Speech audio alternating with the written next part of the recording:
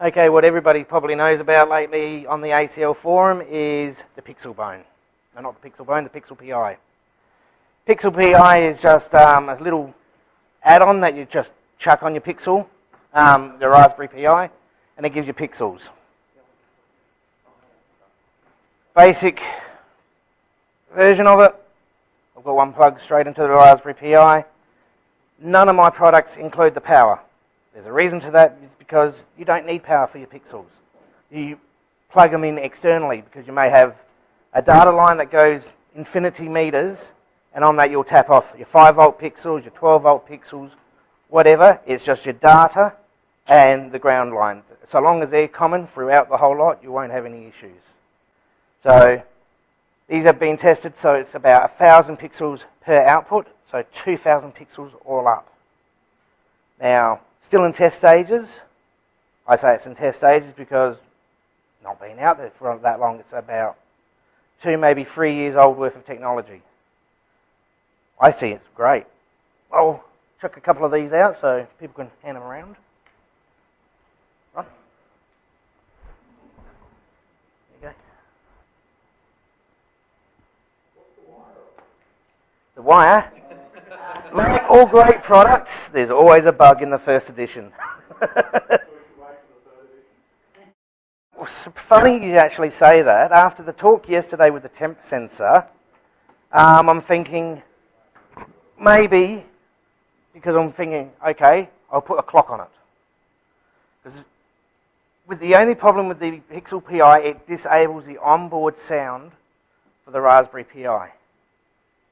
So you've got a great pixel controller, but you can't run a self-show doing the music and all. But when I have a clock on it, so I can turn the lights on timing. Okay, in here is such a small little case. Raspberry Pis do get hot, especially version 3s. So I'm thinking of the 18B20 sensor, just on the actual board. So, yep, version 3 will probably include clock as well as onboard sensor. Won't be as cheap as this version, because this was just me getting it out there so everybody can enjoy quickly. But like everything, comes better over time. So that's that project. Now, a lot of people say, how hot's your box? That's a big topic. Everybody loves that one. Now we can actually stick a probe where we would like to actually measure it. All we have is the same, the 18B20 probe sensor. Like Kit was saying yesterday, they are waterproof. To what extent? You tell me. It's China stuff. So we've got the wireless sender, Arduino, and an actual motor control. The reason this is motor control is, what's the point of measuring your box if you're not going to control it by any fans? As soon as it gets up to a certain temperature, I think I've set it for 27 as the lowest, it will start just slowly rotating the fans, just to get some air flow through your box. By the time it's up to 35 degrees, it's got both fans running hard, flat out, pumping air straight out. The reason it's on the probe is you don't really want to keep this board in the heat. Some of you may have metal boxes, so you'd probably have to put this in a plastic enclosure outside your metal box. Because metal boxes stop wireless signals going through, so that causes issues. You can also use these like for your outdoor shed. Dump this out in your outdoor shed. You then have your little receiver inside. It's also got a little temperature as well, so you can go, oh, it's a lovely 20 degrees inside. The stuff, it's 45 degrees outside in the shed. Do I really want to go and do any work? Or, oh, it's 5 degrees out in the shed. Do I want to do any work? It's just them things, just like with your controller boxes. Oh, my controller box has now hit 45 degrees. Should I actually get out of my air-conditioned house, go out to that controller box and see what the issue is? Just wait till it starts smoking. Yeah. Or you just keep on monitoring the temperature gauge. It may go up higher. Hopefully it will just be waiting for that cool breeze just to blow through and reduce the temperature. But at least you're going to know within a couple of seconds. Yes? Can you monitor the temperature of your beer in your fridge? Yes, you could. Possible improvement? Yep. A buzzer. Thought about a buzzer.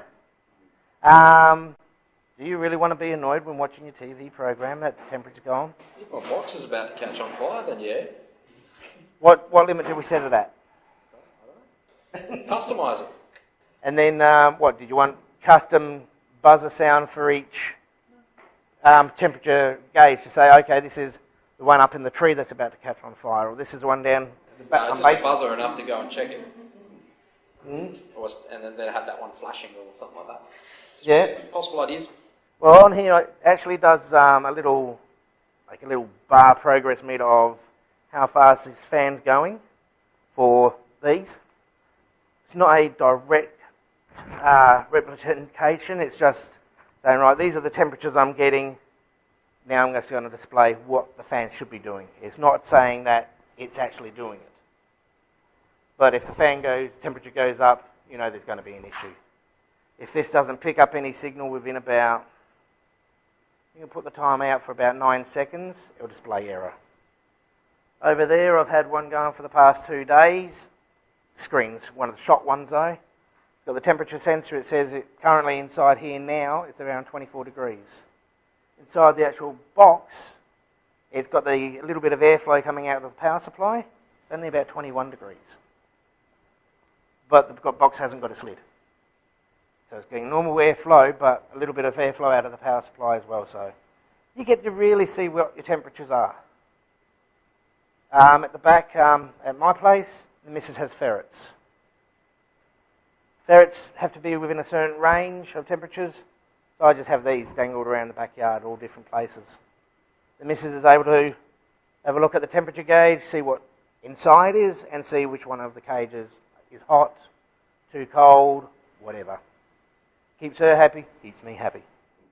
The reason I've gone for the extra big antenna on the actual receivers is because I've been now able to get it going through 30 metres and 2 brick walls. So that's not too bad a distance. You can, though, if you're having problems with a certain sensor, get the external antenna module. That's all it is, simple one. And you just replace the small one and put the big one on it. It's that easy. I try to make it all with modules, so if something doesn't work, take out the module, replace it. Arduinos, these are the Micro Pros. Very easy to use, just shove them in the programmer and they do what you tell them. Making these projects made it really easy. From this, there was also another project called Combi. That's just doing lighting. Same sort of Arduino setup, same sort of circuit board setup, wireless setup, but that did pixels. The Arduino now has sat in the background for so long because people say it's not powerful. If you want one universe of pixels, Arduino's great. You want 2 universes of pixels, run 2 Arduinos. They're not that expensive. These micros, they're like $3, $4. You can get the bigger ones, they're over there. They're like $10 to $15 for the bigger Arduinos, what you're used to playing with.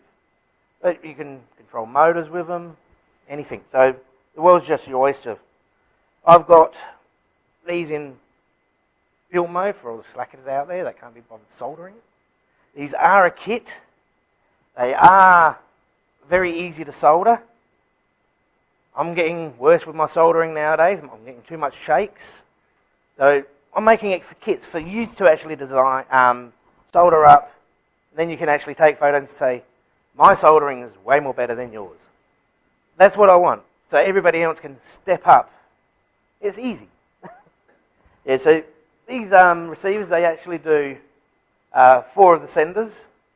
They're all basically quite easy. These are selectable between 1, 2, 3 or 4.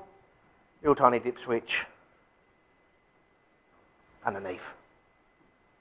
So you just flick the dip switch to what channel output 1, 2, 3 or 4, and they'll automatically display on the LCD and keep you up to date. Very easy, very cheap way to keep a monitor on all your boxes as well. But how else can you keep a monitor on all 4 boxes? You don't have to be out at your boxes. You don't need this at all. This is just for peace of mind, so you can sit inside and know what your temperatures are doing. Otherwise, you can just get this, hook up your fans, and it's your own standalone fan controller.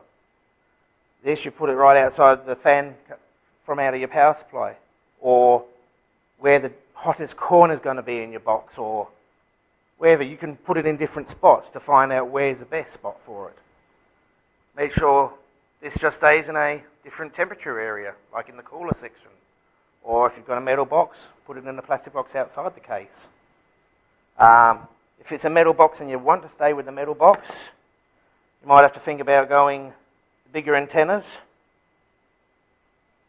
and actually drilling a hole and then isolating it and all of that for these wireless modules. A bit more hassle, but you will get the better antennas in range. That's about it. I've got PixelPis in kit form. Those that want to do the little mistake soldering made job that I did. Hey, it only brings to new improvements. Where this came from was the PI hat. And if anybody's seen that on Facebook, it's really popular over in the States. They actually have the clock module on it. Well, not the extended module, it's actually built into the actual board. They don't have the logic inverter though. But they do have it so the board can run the power of the pixels instead of just data and the ground. I use data and ground because it's simple. People can fuse the way they want to fuse or whatever. Yeah. I think that's enough for me talking. I think everybody's fell asleep now. Okay, so who's up next?